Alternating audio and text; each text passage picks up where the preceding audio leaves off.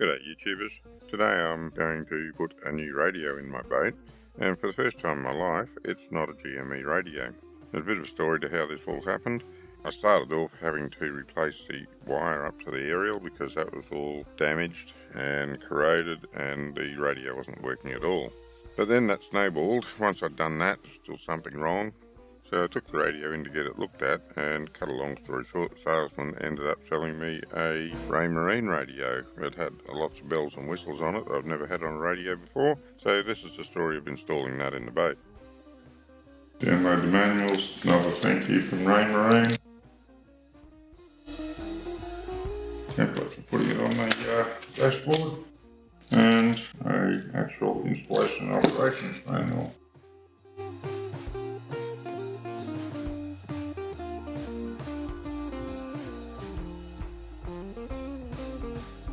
That's stuck there. Alright, there we go. Check that there's nothing in any of these little compartments hidden away. No, they look fine. This one's closed, so it might. Nothing in him, but it's closed, so you have to check. So, what have we got? We've got a NMEA spare cable to connect it up to the rest of the network. That's the aerial. The NMEA goes in there. A couple of power cords and good lord, what are these?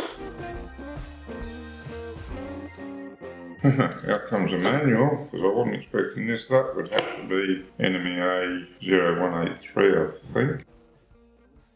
That would be a speaker extension. Possibly another speaker extension or mic. I'm not sure. Got a bracket for mounting it out on the dashboard, but I won't be using that.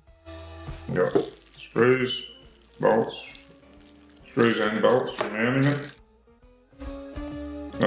A thing for sitting the microphone in, and it looks like a couple of beeps for something, I'm not sure what. Again, manual will come in handy, and a couple of thumb screws if you're mounted in the racks here. In this rack, so thumb screws for the rack.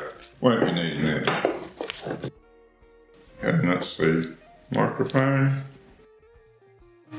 The obligatory, 4 buttons on it, all good. Rubber guard. And that must come off somehow. I'm not sure how that's going to happen. Cover over your Mayday switch. Okay, push button on the switch. There. Fuse. Have to have a read of the manual before I get playing around too much, but it doesn't look like it's going to be too hard to put together. Well, obviously the black and the red don't go together, but I was just looking to see they are some sort of terminals that plug in. I shall be cutting them off and putting in my own terminals because that's just too difficult. Running around getting special terminals for that. That's that. Putting away for a bit and have a look at the manual. Well, that's where the GME unit was sitting. I've taken it out, it's all loose there now. While the Raymarine unit will fit in there, there is a slight problem that the hole is too wide for the unit. I'm going to need something there, some sort of plate that I can screw on to cover up the excess. And unfortunately, this one that the GME unit was in is also too wide. Not by very much, but just slightly. Just enough to be unsightly and annoying. What I'm going to do is I've just got one of my wife's cutting boards here, and I'm going to cut that up and make a backing plate for it. It's nice and white. This one hasn't been used much at all. Got a few marks on one side, but the other side's pretty good. So I'm going to cut that up, make the backing plate, and hopefully that's going to work. I've got this cut to size now, and I've got 4 holes drilled in there for the corners of cut out area. It's a shaded area there. I used the hole saws for that, just a 20mm hole saw. Get the jigsaw and I'll run down some cuts in there. This is going to be the top of it. Got a big B on the bottom where it's going to get cut out. It's all getting a bit dirty from the workshop, but that will improve. I've got to round the corners off, so I've got a bit of work to do yet. I'll have to get the router out to make it look a little bit nice.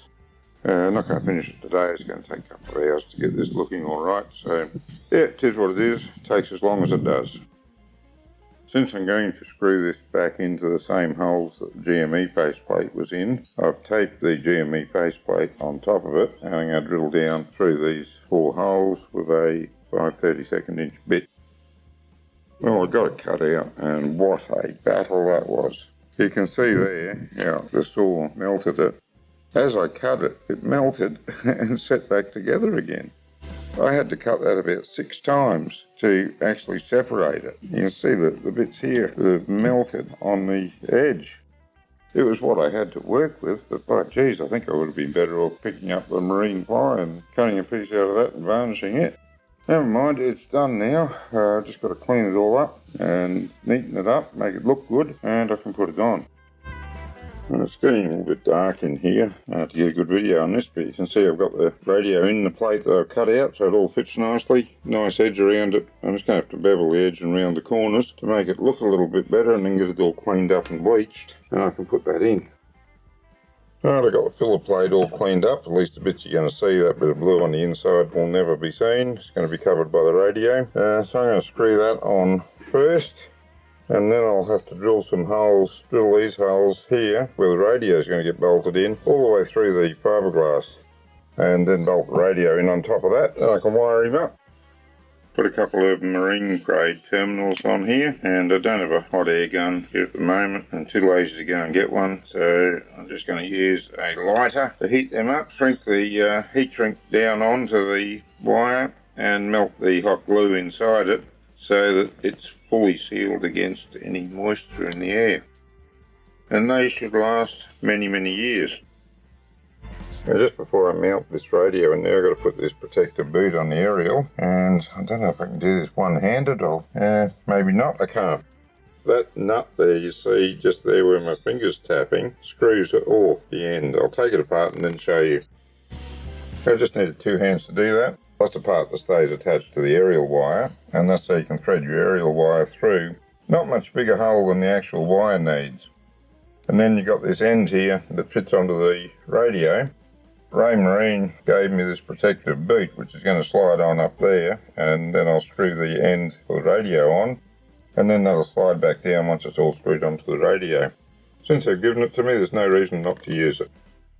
And there it is all together. I'll have to say it was quite an exercise to get on, but it wasn't impossible. And that's it all set up in there. I'm using the old microphone holder.